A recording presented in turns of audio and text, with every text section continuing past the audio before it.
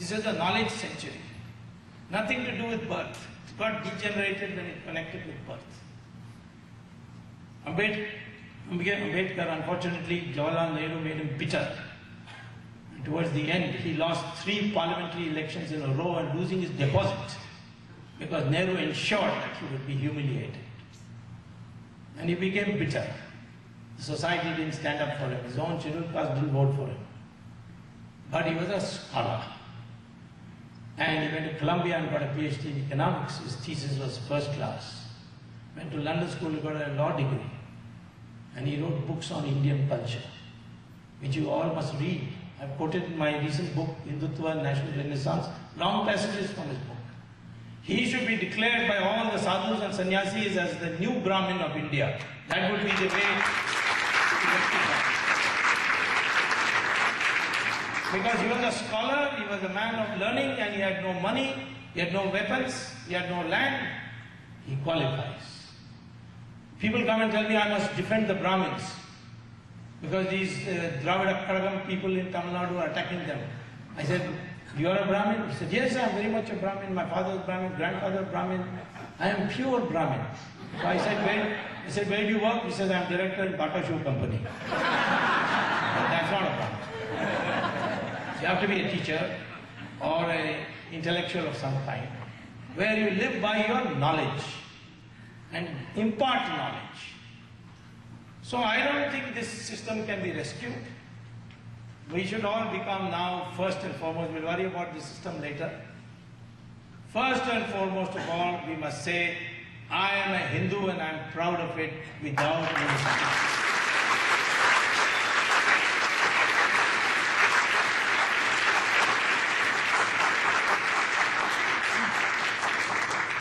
You see, therefore I'll conclude my talk by, my hour is almost over, by raising a question as to what we should do, what you NRIs can do, what I can do, what any Hindu can do. First, you must understand what your identity is. Today, after all the attempts of the British to divide us, everything is failed because this science has completely destroyed the East India Company financed history of India. Still being taught in India, but is not anymore being taught in the same ferocity in other countries. Still some, once if I get a government, the first thing I'll do is appoint a commission with Rajiv Malhotra as the chairman, if he agrees, to rewrite our history.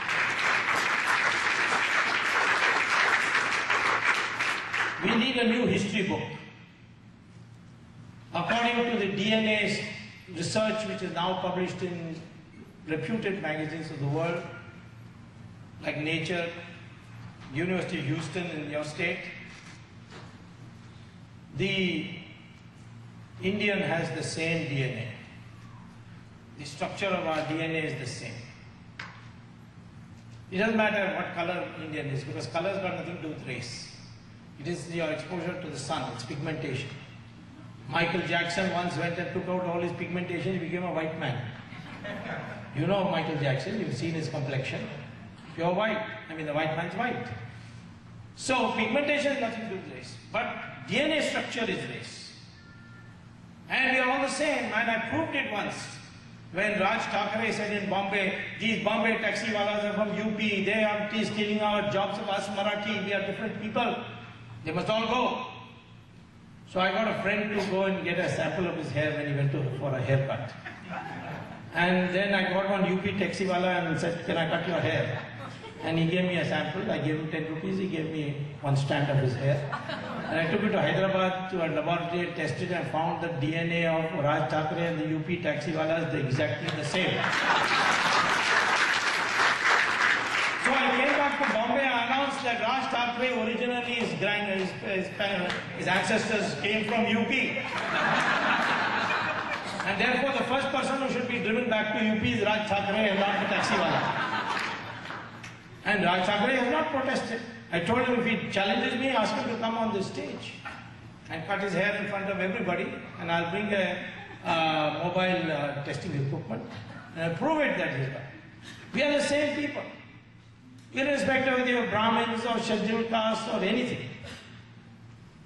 So therefore, this Aryan Dravidian is all nonsense.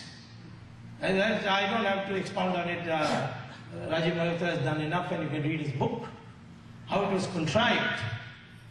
Arya just means good, noble person. Like in Tamil we say Ayya. There is Arya. There is no word Aryan in our scriptures. Dravidian is, means southern part. They say it's a sandhi of two words, tra and vid. Means where the three coasts meet. That means southern region. The word was first used by Adi Shankara when debating Mandana Mishra in Varanasi. He said, I'm Dravida Shishu. And then he expounds what that means. I told this to Karunanidhi also one of these days. I often discuss with him, although I don't like him at all, he doesn't like me, but we discuss a lot. Something good in politicians, even if you don't like each other, you can sit and have tea and coffee together. Some politicians even decide how to divide the loot. See? So therefore, I told him that, you see, this Dravid is not a racial term as you are making up. He said, no, this is absolutely British historian, this, that. No. Then I said, if you are saying that Dravid can never be a Brahmin, then how is Rahul Dravid a Brahmin? Our cricket captain, who was that time cricket captain, he is a Brahmin and he is from... in Maharashtra, if anybody came from south, he will be called Dravid. So therefore, we are one people. That oneness must be expressed. And that expression must be so solid that nothing else counts. The first thing that counts is if you are a Hindu. Then if you are an Indian. Later on you can think of Italians also if you like.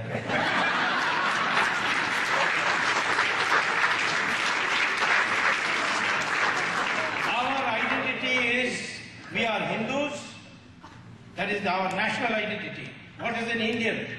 An Indian is a Hindu or those others who acknowledge that their ancestors are Hindus.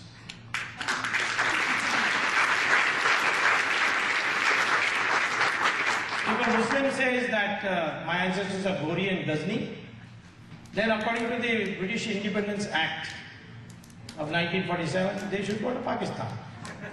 You want to stay here? You accept to be my brother, that we are of the same blood, we have the same tradition. The same Sanatana Dharma was, belongs to both of us. That is the way to unite Hindus and Muslims, not by pandering to them, but by making them acknowledge their identity as a person who comes from the same lineage as I do. Second, if there is one thing that NRIs can do, or any Indian can do, he says, I can't get to all this, learn all this Vedas and Brahmanas and Upanishads and so on. The only one thing I want to do, tell me what? Learn Sanskrit. Nothing else. Because the vocabulary of Sanskrit is everywhere. Even those who talk about Dravidian, Tamil and all that, they use Sanskrit words all the time. Again, quoting the example of Karunanidhi, the name Karunanidhi is Sanskrit name. They say for their election symbol as Chinnam, that is Sanskrit for chin. They say that their Chinnam is Udayan Suryan. What is this Udayan Suryan? Rising sun. That is Uday, Suraj ka Uday. So these are all 41% of the words in Tamil are common to Sanskrit. Karunanidhi said to me that the Sanskrit stole it from Tamil. I say it doesn't matter, it's common. Our script is the same, Devanagari and Tamil. You put ka and you want to put ki, you put a matra. You do it in Tamil, you do it in Sanskrit, in Devanagari also. So all these scripts have come from Brahmi. They are common. Every Indian language has the same phonetic principle as the Devanagari script. So everybody should learn Sanskrit and the Devanagari script. This is the second thing I would say for our identity. Third thing is, you must be a Virat Hindu, not a Dabbu Hindu. Virat Hindu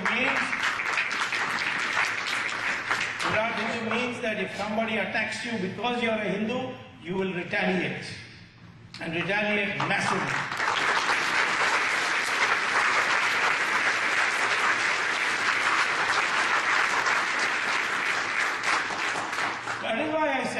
if they drive out 500,000 Hindus from Kashmir, you send 1 million people back and make them settle down there. Let's see what they do. If the Bangladeshis infiltrate your country, take away 1/3 of their territory or tell them you take your people back. If the Pakistanis come and bomb Bombay, go and bomb those camps which you know exist in what is they call as the POK, or Pakistan or occupied Kashmir. So these are the ways we have to build a credibility. I admire the Israelis for that. I can say with great pride that the first time India exchanged the ambassadors with Israel was because of my effort as a minister.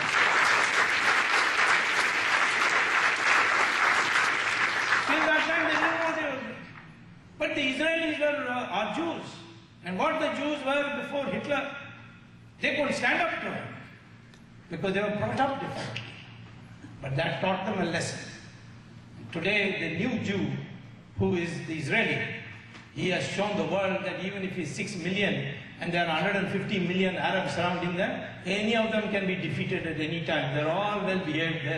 They don't trouble Israel at all because of their retaliatory power. Retaliation is an essence.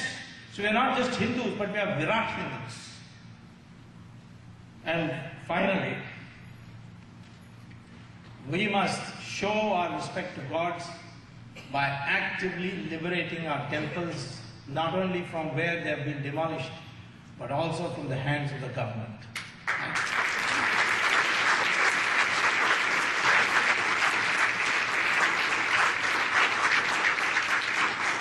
Swamiji here is doing excellent work.